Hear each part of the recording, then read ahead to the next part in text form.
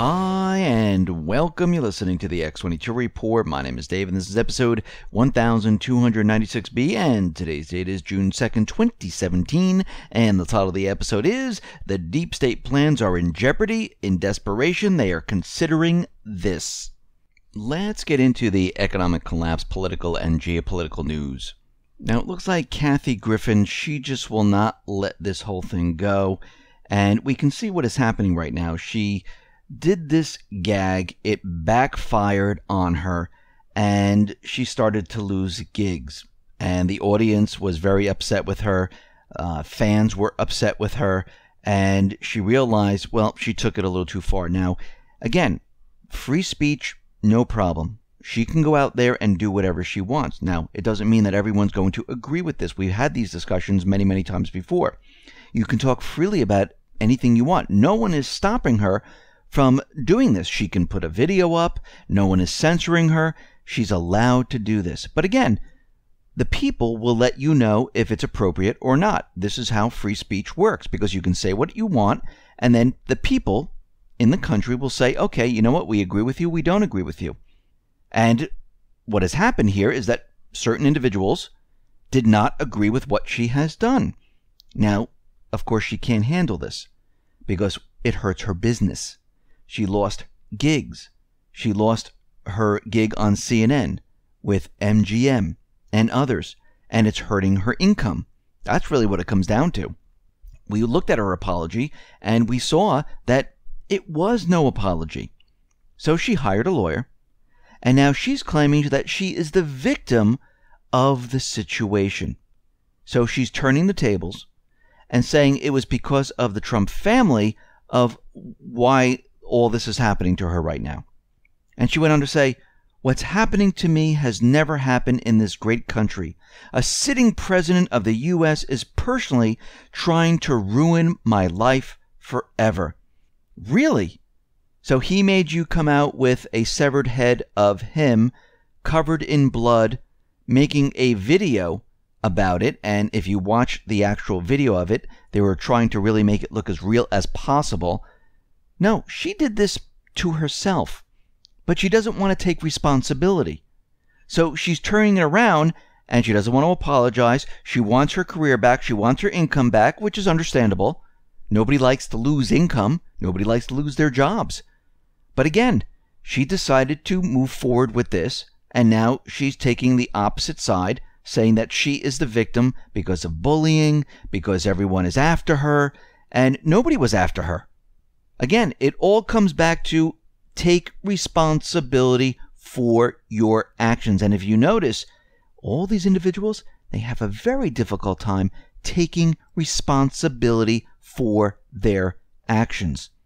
And I think if the apology was sincere, I think if the apology was to the Trump family, it would have been a lot different for her. But again, there is free speech. No one has censored her. But she doesn't like the outcome. She doesn't like what is happening right now. So this is why she's moving forward with this new agenda of hers where she's playing the victim. Now, yesterday, Trump removed the United States from the Paris Climate Accord. And when he looked at it, he saw that, well, the United States was going to be brought down to a third world standard, and we were going to lose a lot of jobs. So he wanted to renegotiate it, but again, we saw from Italy, France, the EU saying that no, we will not renegotiate anything now if it's for the planet and you want to protect the planet. Wouldn't you do everything possible to make sure that we are protecting it? Maybe, come to some type of an agreement. Well, that's not what it's all about. Basically, what is happening, everyone is out there now, the corporate media, all the bankers, saying that we're going to have mass extinction, we're going to have floods, we're going to see heat waves like we've never seen before, storms are going to come rolling in and destroy the world. Now, Putin was out there, and he says, well, the U.S. president should not be judged for his decision to pull out of the Paris Climate Agreement.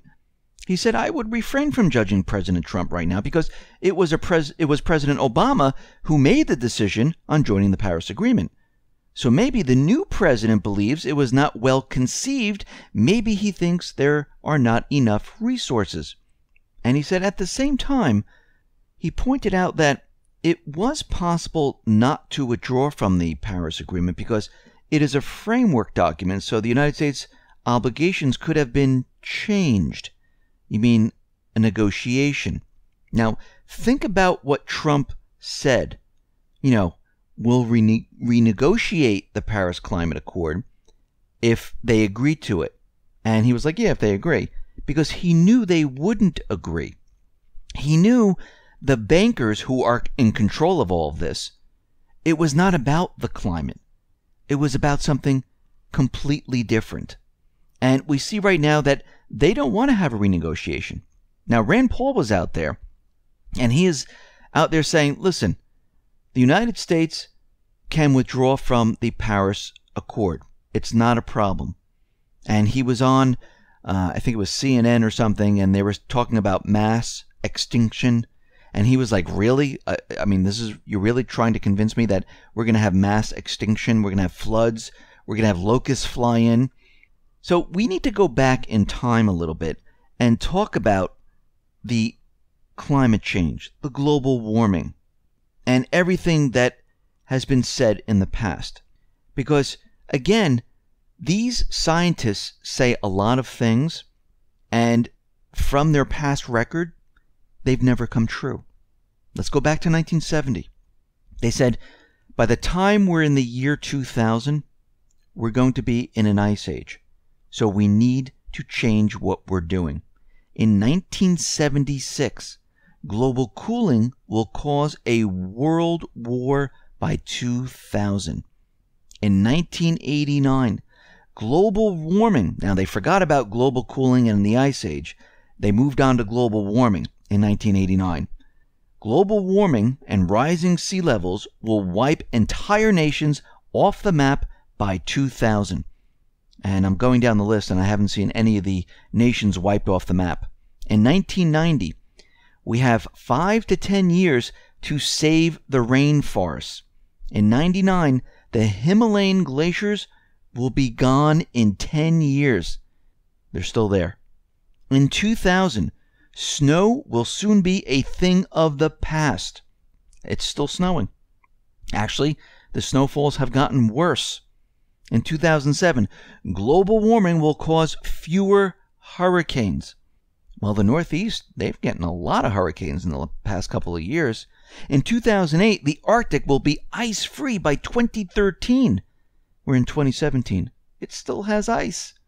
2012, global warming will cause more hurricanes now. So back in 2007, well, they must have messed that one up, because in 2012, they had to revise that and say, well, now it's going to cause more hurricanes. And yeah, because we've been seeing more hurricanes. That's why we're saying it.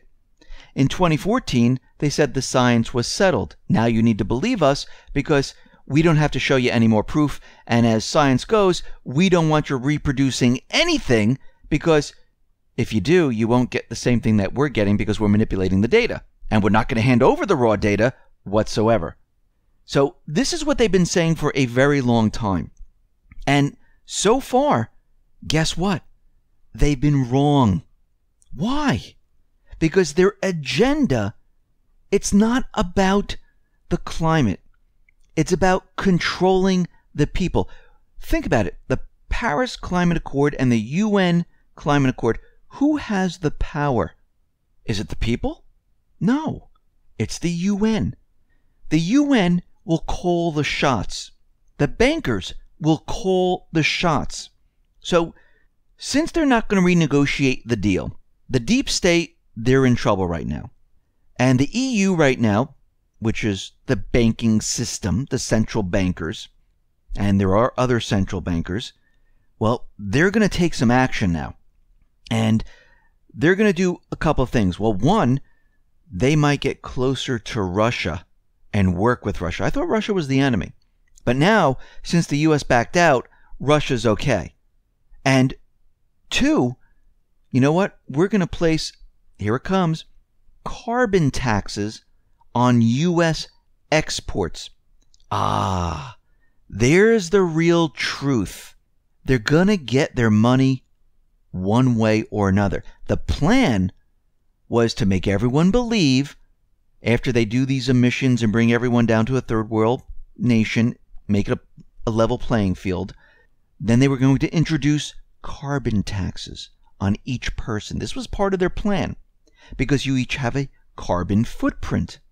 They were going to take your mileage, how many miles you go to work, and you would be taxed on that.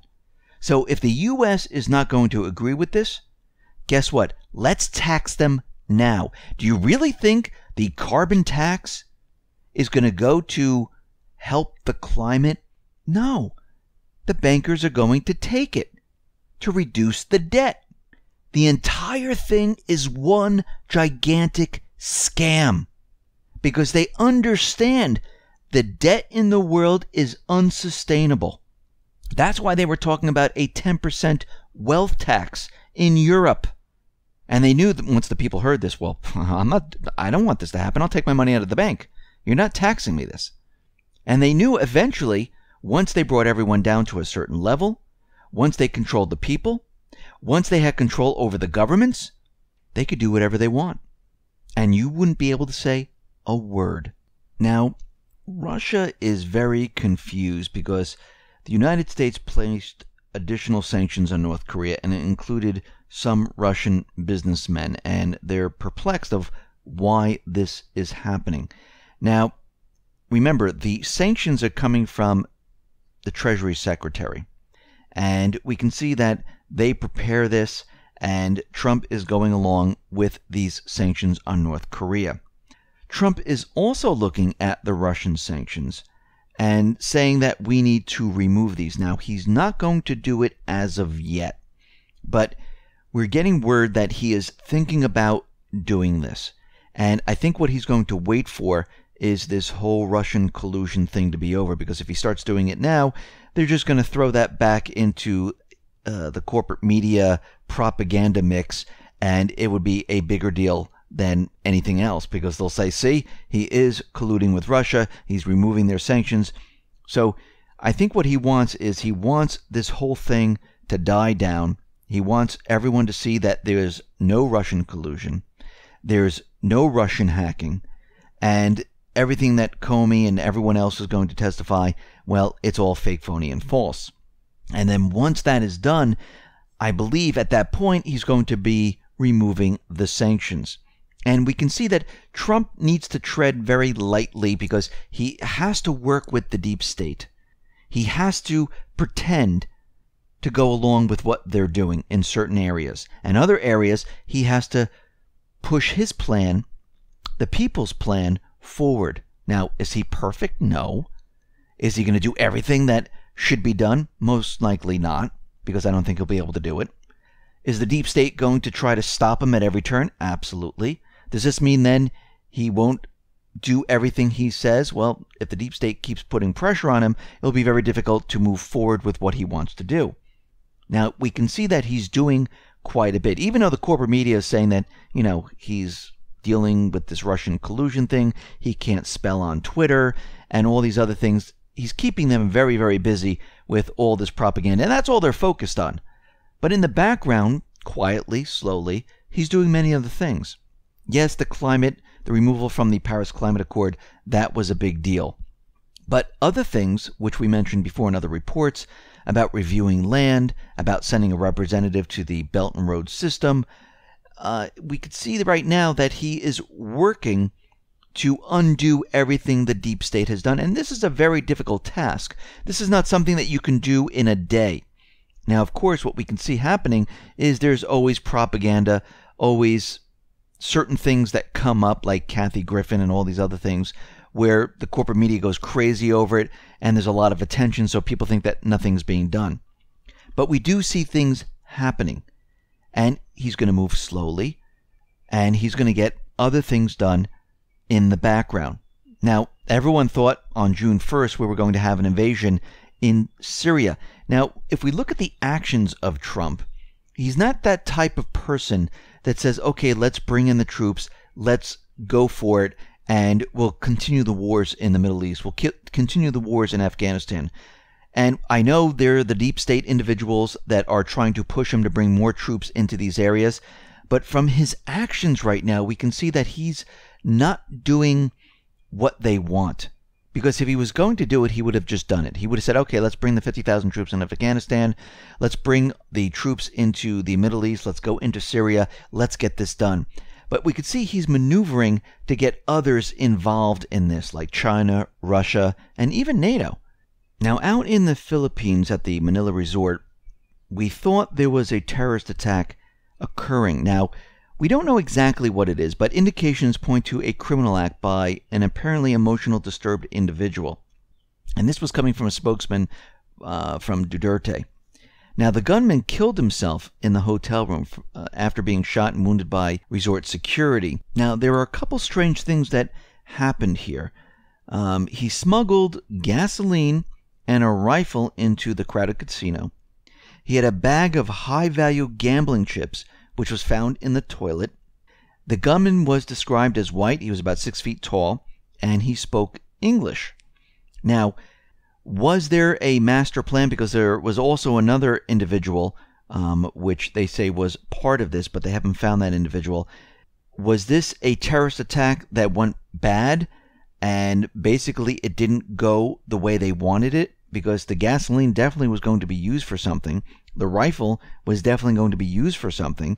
And it looks like this might have gone south. And this is why they're saying, well, it wasn't really a terrorist attack. It was just this person that, we didn't know what he was really going to do because now he's dead. So we'll have to keep looking into this situation to see what really happened there. But we know that the CIA, they're going after Duterte. They have the Islamic State in his country, and the CIA doesn't like that he's cracking down on their drug operation because that's where they make their money. Now, NATO, they are basically going into the Middle East, and they're going to operate and go after the Islamic State. Now, are they truly going after the Islamic State? We don't know as of yet, but Trump put him to the task of going into Syria and going after the Islamic State. Now, what's very interesting about all of this is that the Iraqi military right now, they are working with Syria, they're working with Russia, and they're working with Iran to control the borders. The U.S. is left out of this completely. And this is a problem for the deep state because they want to control the border, but Iraq and Syria, this is their countries, they want control of the border and they want the U.S. out. So there is major problems in this area right now. And then we have NATO coming into the situation. Now, this may lead to further confrontation, or we'll have to watch and see. They might work with Russia. They might work with Syria to go after the Islamic State. Now, again, we know NATO was used in Libya and other countries, so we're going to have to watch this situation very carefully. We don't know exactly what the plan is here, but we can see right now Iraq, Syria, Iran, Russia, they are working together without the United States to basically shut down the border to all these paid mercenaries moving back and forth. So things are changing in this area. And we can see that the deep state, well, they're becoming desperate. Think about what is happening right now. Their plans are going down the toilet. Not every single one of them, but a little bit at a time. And this is a major problem for them. Now, if Iraq, Syria, Iran, and Russia take control of the border, we can expect some type of an event because they're not going to let that happen because they need control of the border. They need access. This is how they get their troops in and out. And we can see if they can't do this, this is going to be a huge problem. So we're going to have to watch the situation, and we can see that things are changing rapidly. Listen, everyone, thanks a lot for listening. Be well, be safe, and especially be prepared. Thanks a lot.